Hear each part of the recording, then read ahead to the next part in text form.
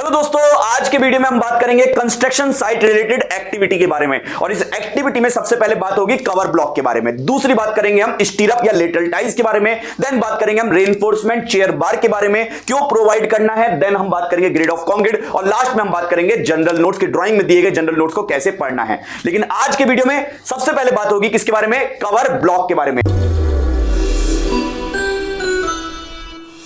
मेरे हाथ में ये एक रेडीमेड कवर ब्लॉक अवेलेबल है, जैसे कि आपको मेरी स्क्रीन पर भी देखने को मिल रहा है। ये रेडीमेड कवर ब्लॉक है और ये साइट पर बनाए हुए कवर ब्लॉक्स हैं। आप कुछ भी प्रोवाइड कर सकते हैं, लेकिन प्रोवाइड क्यों करना है, क्योंकि ये काम करते हैं एज अ स्पेसर। अब स्पेसर किसके बीच में, देखिए मेंटेन करने के लिए डिस्टेंस बिटवीन शटरिंग और रेनफोर्समेंट, यानी कि कवर ब्लॉक पे यहां पर स्टील बार को प्रोवाइड किया जाएगा और यहां पर शटरिंग प्रोवाइड होगा, तो दोनों के बीच में जो डिस्टेंस दिख रहा है आपको, this is known as spacer. ये जो स्पेसर का डिस्टेंस यहां पर मिल गया, और यही जो कवर ब्लॉक प्रोवाइड करने का मेन कारण है, प्रिवेंट करता है कोरोजन ऑफ रीबार, यानी कि यदि ये स्टील बार एक्सपोज कंडीशन में आ जाएगा तो क्या होगा, यहां पर स्टील पर जंग लग जाएगा, यानी कि कोरोजन हो जाएगा। यहां पर उस कोरोजन से बचाने के लिए, स्टील बार को सेव करने के लिए, लॉन्ग टाइम ड्यूरेबिलिटी रखने के लिए हमें प्रोवाइड करना पड़ते हैं कुछ ऐसे कवर ब्लॉक्स को। अब दोस्तों, कवर ब्लॉक दिखता कैसा है, जरा उसके बारे में बात करते हैं। जैसे कि यहां पर एक आप कंक्रीट कवर का ड्राइंग देख पा रहे हैं। इस कंक्रीट कवर के ड्राइंग में यहां पर है ये मेन बार हमारे स्टील के, ये कॉलम का क्रॉस सेक्शन, और यहां पर है ये शटरिंग और ये है स्टीरअप। दोनों के बीच में जो डिस्टेंस दिख रहा है, ये जो स्पेसर दिख रहा है आपको, यहां पर लगाया जाएगा, प्रोवाइड किया जाएगा कवर ब्लॉक कुछ इस तरह से। जैसे कि यहां पर आपको दिख रहा है स्टील बार और शटरिंग के बीच में जो डिस्टेंस है, वहां पर एक कवर ब्लॉक प्रोवाइड किया गया है। सोचो यदि स्टील बार बाहर ही प्रोवाइड कर देते तो एक्सपोज कंडीशन, यानी कि वेदर के कांटेक्ट में आने के बाद यहां पर इस पर कोरोजन हो सकता था, जिससे रोकने के लिए हम स्पेसर के तौर पर एक प्रोवाइड करते हैं कवर ब्लॉक। ये तो बात है ड्राइंग की, लेकिन ड्राइंग के बाद ये हमें साइट पर कैसा दिखेगा, एक्चुअल साइट में। एक्चुअल साइट में कुछ इस तरह से दिखने वाला है हमें कि स्टील बार प्रोवाइड की गई है, स्टील बार के बाद में यहां पर ये कवर ब्लॉक्स प्रोवाइड किए गए हैं, जो कि साइट पर बनाए हुए कवर ब्लॉक्स हैं। यहां पर कवर ब्लॉक प्रोवाइड किया है, यानी कि जो शटरिंग लगेगा वो कवर ब्लॉक के आउटर फेस पे शटरिंग लगेगा, जिससे कंक्रीट यहां पे फिल हो पाए और स्टील बार कंक्रीट के अंदर रहे, इसलिए हमें बाहर एक्सपोज नहीं दिखती है। इसलिए आपको कवर ब्लॉक्स प्रोवाइड करते हैं। लेकिन समस्या आती है कि कितने साइज का कवर ब्लॉक प्रोवाइड करें। तो देखो, मिनिमम क्राइटेरिया जो है कवर ब्लॉक का, ये आप सभी जानते हैं। अगर नहीं जानते तो मैं बता देता हूं। फुटिंग के लिए 50 mm मिनिमम क्राइटेरिया है, देन कॉलम के लिए 40 mm, बीम के लिए 25 mm, देन स्लैब के लिए 20 mm। चलो एक मैं ड्राइंग में दिखाता हूं, ड्राइंग में कैसे लिखा होता है कवर ब्लॉक्स के बारे में, कितना डिस्टेंस या कितना साइज का कवर ब्लॉक आपको प्रोवाइड करना है। सो गाइस, मैंने एक स्ट्रक्चर ड्राइंग ओपन की है और स्ट्रक्चर ड्राइंग के जनरल नोट्स वाले सेक्शन में यहां पर कवर ब्लॉक्स के बारे में कुछ डिटेलिंग दी गई है। आइए देखते हैं। देखिए यहां पर लिखा है clear cover for slab. Slab के लिए 20 mm का क्लियर कवर प्रोवाइड किया जाएगा। देन इसके बाद यहां पर दिया हुआ बीम के लिए, तो बीम के लिए 30 mm का क्लियर कवर प्रोवाइड किया जाएगा। 30 mm, जबकि मिनिमम की बात करी 25 की, लेकिन यहां पर कितना बोला गया, 30 mm। फाउंडेशन के लिए 50 mm, कॉलम के लिए 40 mm। लिख लीजिए अपने नोटबुक में, क्योंकि अभी हम कंपेयर करेंगे जो हमने मिनिमम के बारे में बात की थी, क्योंकि इस ड्राइंग में स्लैब के लिए 20, बीम के लिए 30, फाउंडेशन के लिए 50 और कॉलम के लिए 40 mm के क्लियर कवर का जिक्र करा गया है। दोस्तों, ड्राइंग में अभी हमने ये तो देखा कवर के बारे में, लेकिन ड्राइंग से किस तरह से एस्टिमेशन बनाया जाता है, ड्राइंग को पढ़ते कैसे हैं, ड्राइंग से बार बेंडिंग शेड्यूल यानी कि स्टील की कैलकुलेशन किस तरह से परफॉर्म की जाती है, और किसी भी प्रोजेक्ट का बिल, चाहे वो कॉन्ट्रैक्टर का हो, सब कॉन्ट्रैक्टर का हो, चाहे वो क्लाइंट का क्यों ना हो, ये किस तरह से बनाया जाएगा और कहां साइट पर जाकर किस तरह से आप सर्वे परफॉर्म करेंगे, यानी कि लेवल ले पाएंगे, ये सारे के सारे स्किल्स को सिखाने के लिए 2 मंथ के प्रैक्टिकल ट्रेनिंग स्टार्ट हो चुका है। कहां पर, इंडिया के इन सभी लोकेशन पर। ये जो लोकेशन आप देख पा रहे हैं स्क्रीन पर, यहां पर ट्रेनिंग चल रही है, जिसमें 1 अप्रैल वाले बैच के लिए आप सीट बुक कर सकते हैं। कैसे करना है, बस देखो नंबर दे रहा हूं 9111001234। कॉल करना है, काउंसलिंग टीम से बात करना है, समझना है इस ट्रेनिंग के बारे में, टाइमिंग पूछना है, फीस बता देता हूं मैं आपको, 65% फीस आपके जॉब लगने के बाद पे करना है, और रजिस्ट्रेशन करने के लिए इस नंबर पे कॉल करके मेरी टीम से बात कर सकते हैं। और दोस्तों, डिस्क्रिप्शन के अंदर हार्ड 60 डे चैलेंज में हर दिन क्या होने वाला है वो आपके लिए पूरा प्लेलिस्ट बना दिया गया है। डिस्क्रिप्शन के अंदर लिंक है, जाकर जरूर देख सकते हो। कोर्स का ब्राउचर डाउनलोड करना ना भूलें प्लीज। सो दोस्तों, अभी हमने स्ट्रक्चर ड्राइंग में देखकर आए, क्लियर कवर के बारे में कुछ डिटेलिंग दी गई है ड्राइंग में उस स्पेशल प्रोजेक्ट के लिए। लेकिन यहां पर जो मिनिमम की बात की थी, वहां पर बीम में 30 mm का प्रोवाइड करने बोला था, जबकि यहां पर 25 mm स्पेसिफाइड है। तो इसका मतलब IS 456 ने जो हमें गिवन डेटा दिए, इसके अलावा भी कुछ डेटा दिया गया होगा, तभी वहां पर 30 mm है। हाँ, तो देखिए यहां पर एक टेबल है, टेबल नंबर 16, जो कि IS 456 2000 से आई है, जिसका क्लॉज नंबर है 26.4.2। आप जाकर जरूर देख सकते हैं इस टेबल को।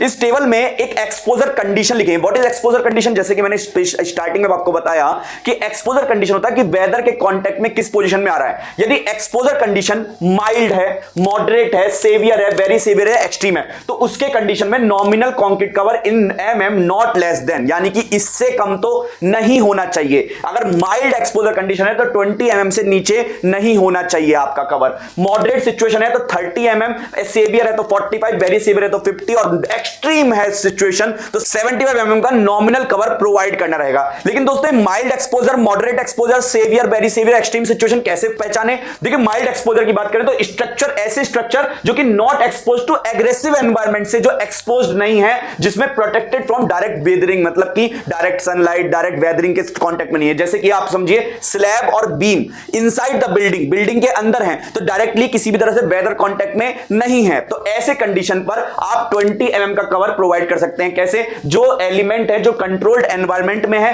कोरोजन रिस्क बहुत ही कम है इनके साथ में, रिक्वायरिंग ओनली बेसिक प्रोटेक्शन, मतलब इनको केवल बेसिक सा प्रोटेक्शन चाहिए, ऐसे कंडीशन में हम 20 mm या उससे ज्यादा का कवर हम इजीली प्रोवाइड कर सकते हैं। अब दोस्तों बात करते हैं मॉडरेट एक्सपोजर की, यानी कि cover not less than 30 mm, 30 mm से नीचे का कवर नहीं होगा। यानी कि अभी जो हम बीम का केस देखकर आए तो हो सकता है वो मॉडरेट सिचुएशन में आता होगा, इसलिए वहां पर 25 mm को रिकमेंड नहीं किया गया था, 30 mm को रिकमेंड किया गया था। कैसा सिचुएशन है? Structure expose to moderate moisture, moderate moisture है but not directly in the contact with aggressive chemicals, यानी कि कुछ एग्रेसिव केमिकल्स के डायरेक्टली कॉन्टैक्ट में नहीं है। कौन से ऐसे स्ट्रक्चर? जैसे एक्सटर्नल वॉल्स हैं, बीम्स हैं, नॉर्मल वेदर कंडीशन में है, यहां पर हम प्रोवाइड कर सकते हैं। RCC roof slab expose to rain but not near coastal areas, RCC slab है रेन के कांटेक्ट में है लेकिन कोस्टल एरियाज के पास में नहीं होनी चाहिए।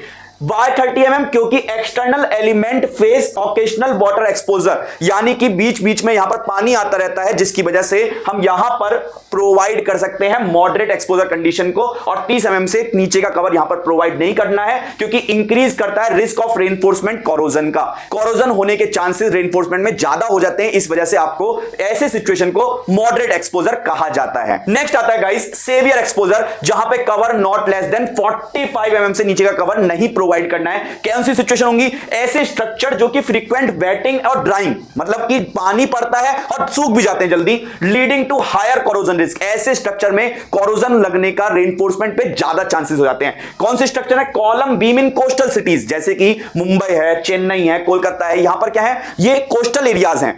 RCC structure near industrial areas, chemical exposure possible है यहां पर, जो जहां पर केमिकल इंडस्ट्रीज हैं, ऐसे स्ट्रक्चर जहां पे कोस्टल एरियाज हैं, तो यहां पर रेनफोर्समेंट को हायर रिस्क होता है कोरोजन का, इस वजह से 45 mm का कवर से नीचे का कवर की बात नहीं की जाएगी। यानी कि water and humidity cycle accelerate reinforcement rusting, so a thicker cover is required for durability, लंबे समय तक रेनफोर्समेंट बार को चलाने के लिए आपको 40 mm का कवर प्रोवाइड करना ही चाहिए ऐसे कंडीशन में। अब आता है गाइस वेरी सीवियर एक्सपोजर, जहां पर 50 mm से नीचे के कवर की बात नहीं की जाती। कौन सी ऐसी सिचुएशन? जहां पर structure expose to aggressive environmental condition such as marine environment और एसिडिक सॉइल, जैसे कि बिल्डिंग है within 1 to 2 kilometre of sea shore, मतलब कि समुद्र से 1 से 2 किलोमीटर दूरी पे आपका कोई बिल्डिंग स्ट्रक्चर है, ऑब्वियसली वहां पे कोस्टल एरियाज होने के साथ साथ एक बहुत तगड़ा वेदर इंपैक्ट आपके जो है स्ट्रक्चर्स में होगा, जिसकी वजह से रेनफोर्समेंट को और ज्यादा सेफ कंडीशन में लाने के लिए कवर का डिस्टेंस, जो डिस्टेंस है रेनफोर्समेंट और आउटर पोजीशन की, उसको इंक्रीज करना पड़ेगा।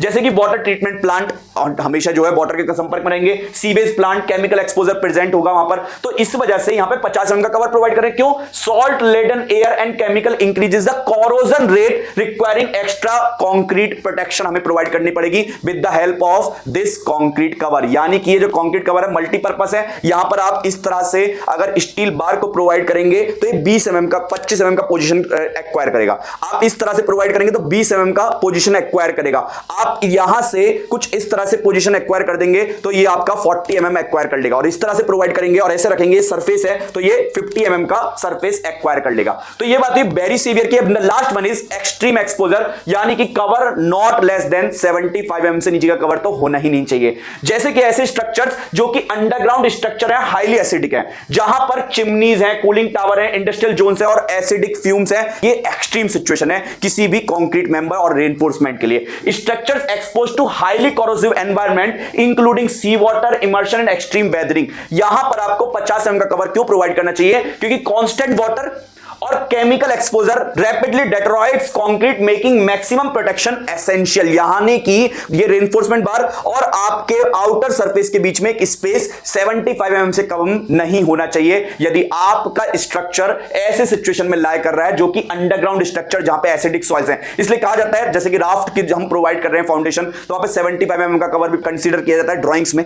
इसलिए ये सिचुएशन हुई जिस बेसिस पे कवर को प्लान किया जाता है। लेकिन आप अपने स्ट्रक्चर ड्राइंग्स में जरूर देख लें, यदि आप साइट इंजीनियर, यदि आप स्ट्रक्चर्स में वर्क करना चाहते हैं तो आपको IS 456 के इस टेबल को मद्देनजर रखना है। लेकिन आप कंस्ट्रक्शन साइट पे वर्क कर रहे हैं तो कंस्ट्रक्शन साइट पे वर्क करते टाइम आप अपने स्ट्रक्चर ड्राइंग को कंसीडरेशन में लाएं कि वहां पर स्ट्रक्चर कंसल्टेंट ने किस साइज का कवर मेंटेन करने के लिए दिया हुआ है रेनफोर्समेंट बार को। सो दोस्तों, सिविल इंजीनियरिंग के साइट रिलेटेड एक्टिविटी सीखने के लिए और पूरा बेसिक से एडवांस लेवल तक की स्किल्स को सीखने के लिए सिविल गुरुजी ने इंडिया के इन सभी ब्रांचेस में अपने ऑफलाइन ट्रेनिंग 2 मंथ के हार्ड 60 डे चैलेंज चालू कर दिए हैं, जिसके लिए 1 अप्रैल को बैचेस चालू हो रहे हैं। 9111001234 पे कॉल करो और कॉल करके मेरी काउंसलिंग टीम से बात करके अपना सीट जल्दी बुक करो, क्योंकि करना है खास तो चलो हमारे साथ, करना है खास तो चलो हमारे साथ सिविल की बात गुरुजी के साथ।